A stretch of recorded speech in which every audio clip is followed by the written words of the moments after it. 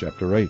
And the Lord spake unto Moses, Go unto Pharaoh, and say unto him, Thus saith the Lord, Let my people go, that they may serve me. And if thou refuse to let them go, behold, I will smite all thy borders with frogs, and the river shall bring forth frogs abundantly, which shall go up and come into thine house, and into thy bedchamber, and upon thy bed, and into the house of thy servants, and upon thy people, and into thine ovens, and into thy kneading troughs. And the frogs shall come up both on thee, and upon thy people, and upon all thy servants.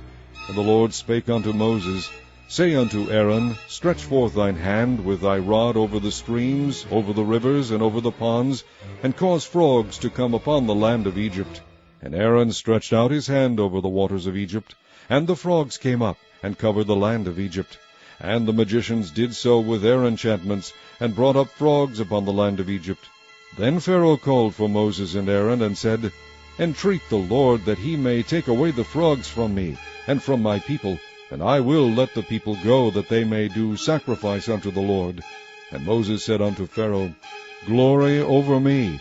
When shall I entreat for thee, and for thy servants, and for thy people, to destroy the frogs from thee and thy houses, that they may remain in the river only? And he said, Tomorrow. And he said, Be it according to thy word, that thou mayest know that there is none like unto the Lord our God. Then the frogs shall depart from thee, and from thy houses, and from thy servants, and from thy people. They shall remain in the river only. And Moses and Aaron went out from Pharaoh, and Moses cried unto the Lord because of the frogs which he had brought against Pharaoh. And the Lord did according to the word of Moses, and the frogs died out of the houses, out of the villages, and out of the fields, and they gathered them together upon heaps, and the land stank. But when Pharaoh saw that there was respite, he hardened his heart, and hearkened not unto them, as the Lord had said. And the Lord said unto Moses, Say unto Aaron, Stretch out thy rod, and smite the dust of the land, that it may become lice throughout all the land of Egypt. And they did so. For Aaron stretched out his hand with his rod, and smote the dust of the earth, and it became lice in man and in beast. All the dust of the land became lice throughout all the land of Egypt. And the magicians did so with their enchantments to bring forth lice, but they could not. So there were lice upon man and upon beast. Then the magicians said unto Pharaoh, This is the finger of God. And Pharaoh's heart was hardened, and he hearkened not unto them, as the Lord had said. And the Lord said unto Moses, Rise up early in the morning, and stand before Pharaoh. Lo, he cometh forth to the water, and say unto him, Thus saith the Lord, Let my people go, that they may serve me.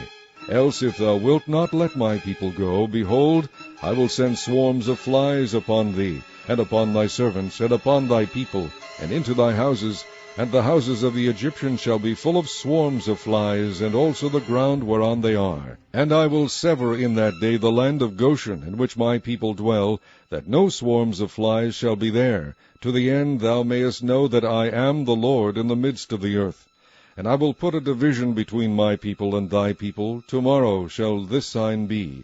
And the Lord did so, and there came a grievous swarm of flies into the house of Pharaoh, and into his servants' houses, and into all the land of Egypt. The land was corrupted by reason of the swarm of flies. And Pharaoh called for Moses and for Aaron, and said, Go ye, sacrifice to your God in the land. And Moses said, It is not meet so to do, for we shall sacrifice the abomination of the Egyptians to the Lord our God.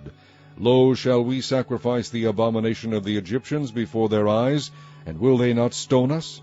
We will go 3 days' journey into the wilderness, and sacrifice to the Lord our God, as he shall command us. And Pharaoh said, I will let you go, that ye may sacrifice to the Lord your God in the wilderness. Only ye shall not go very far away, entreat for me. And Moses said, Behold, I go out from thee, and I will entreat the Lord that the swarms of flies may depart from Pharaoh, from his servants, and from his people tomorrow. But let not Pharaoh deal deceitfully any more in not letting the people go to sacrifice to the Lord. And Moses went out from Pharaoh, and entreated the Lord.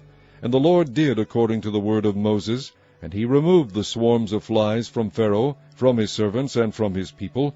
There remained not one. And Pharaoh hardened his heart at this time also, neither would he let the people go. Chapter 9.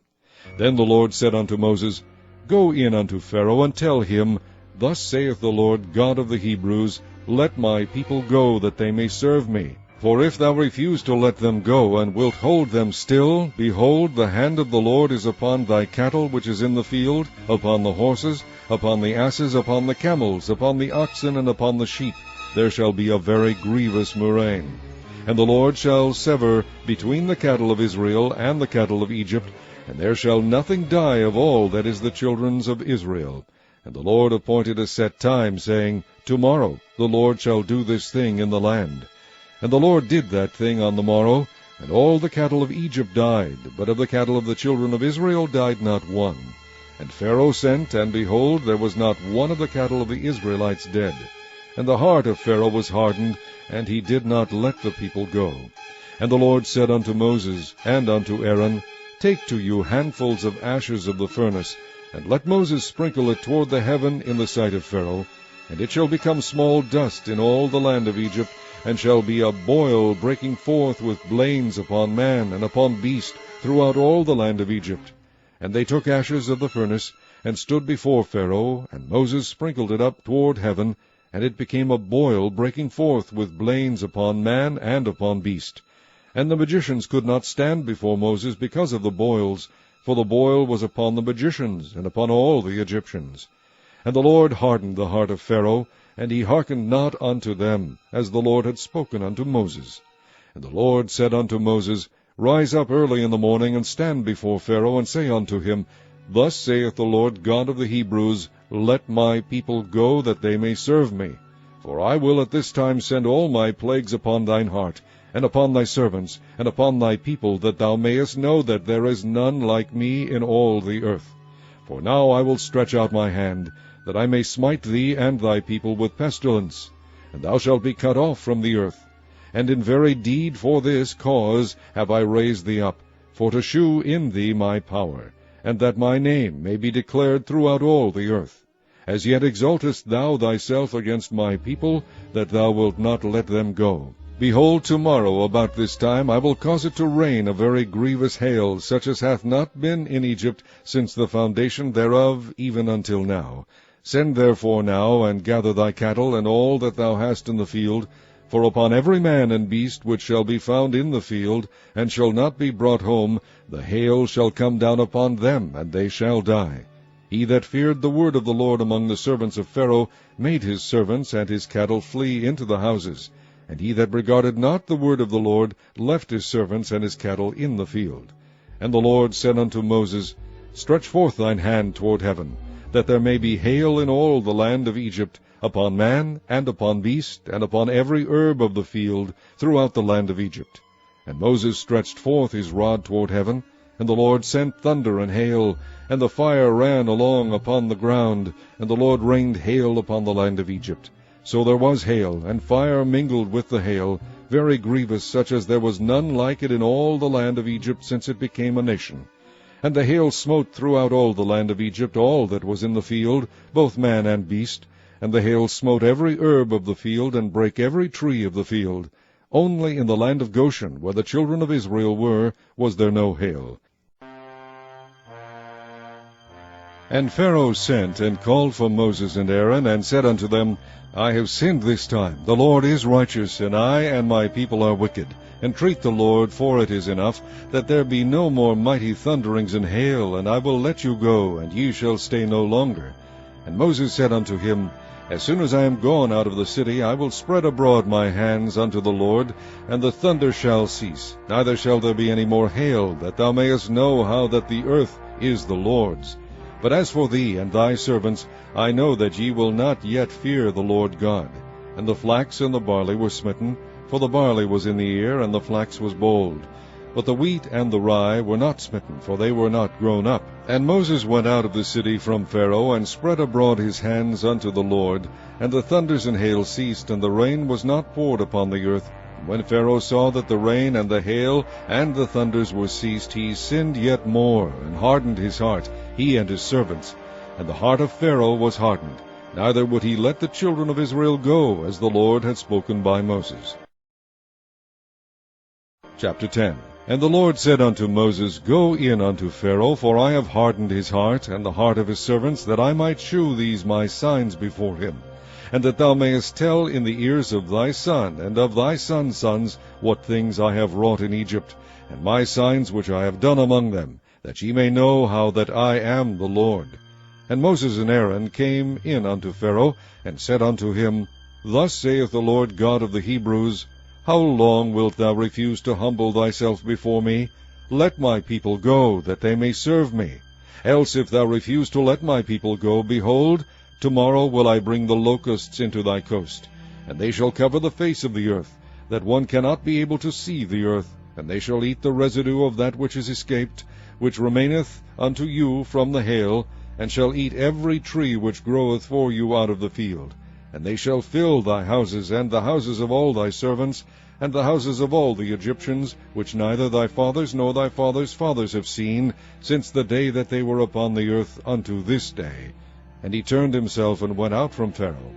And Pharaoh's servants said unto him, How long shall this man be a snare unto us? Let the men go, that they may serve the Lord their God. Knowest thou not yet that Egypt is destroyed? And Moses and Aaron were brought again unto Pharaoh, and he said unto them, Go, serve the Lord your God. But who are they that shall go? And Moses said, We will go with our young and with our old, with our sons and with our daughters, with our flocks and with our herds we will go, for we must hold a feast unto the Lord. And he said unto them, Let the Lord be so with you, as I will let you go, and your little ones, look to it, for evil is before you. Not so. Go now ye that are men, and serve the Lord, for that ye did desire. And they were driven out from Pharaoh's presence. And the Lord said unto Moses, Stretch out thine hand over the land of Egypt for the locusts, that they may come up upon the land of Egypt, and eat every herb of the land, even all that the hail hath left. And Moses stretched forth his rod over the land of Egypt, and the Lord brought an east wind upon the land all that day, and all that night, and when it was morning, the east wind brought the locusts. And the locusts went up over all the land of Egypt, and rested in all the coasts of Egypt. Very grievous were they. Before them there were no such locusts as they, neither after them shall be such. For they covered the face of the whole earth, so that the land was darkened. And they did eat every herb of the land, and all the fruit of the trees which the hail had left. And there remained not any green thing in the trees, or in the herbs of the field, through all the land of Egypt. Then Pharaoh called for Moses and Aaron in haste, and he said, I have sinned against the Lord your God, and against you. Now therefore forgive, I pray thee, my sin only this once, and entreat the Lord your God, that he may take away from me this death only. And he went out from Pharaoh, and entreated the Lord. And the Lord turned a mighty strong west wind, which took away the locusts, and cast them into the Red Sea. There remained not one locust in all the coasts of Egypt. But the Lord hardened Pharaoh's heart, so that he would not let the children of Israel go. And the Lord said unto Moses, Stretch out thine hand toward heaven, that there may be darkness over the land of Egypt, even darkness which may be felt. And Moses stretched forth his hand toward heaven, and there was a thick darkness in all the land of Egypt 3 days. They saw not one another, neither rose any from his place for 3 days. But all the children of Israel had light in their dwellings. And Pharaoh called unto Moses, and said, Go ye, serve the Lord, only let your flocks and your herds be stayed, let your little ones also go with you. And Moses said, Thou must give us also sacrifices and burnt offerings, that we may sacrifice unto the Lord our God.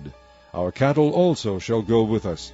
There shall not be an hoof be left behind. For thereof must we take to serve the Lord our God, and we know not with what we must serve the Lord until we come thither. But the Lord hardened Pharaoh's heart, and he would not let them go. And Pharaoh said unto him, Get thee from me, take heed to thyself, see my face no more, for in that day thou seest my face, thou shalt die. And Moses said, Thou hast spoken well, I will see thy face again no more.